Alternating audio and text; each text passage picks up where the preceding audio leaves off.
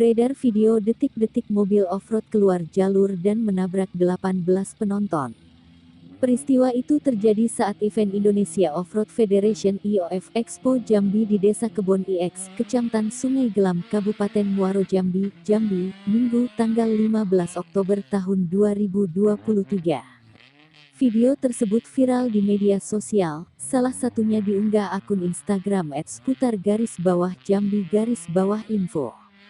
Dalam video tersebut terlihat mobil off-road keluar jalur dan berjalan di pinggir tebing lalu meluncur ke sisi kanan jalan. Mobil off-road itu pun menabrak kerumunan penonton yang berada di pinggir lintasan 6.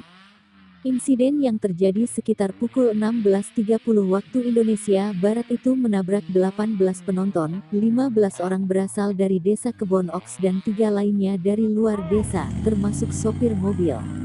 Kapolres Muaro Jambi AKBP Muharman Arta mengatakan peristiwa itu bermula saat peserta terakhir, Mustari, menanjak bukti terjal sekitar pukul 16.30 waktu Indonesia Barat.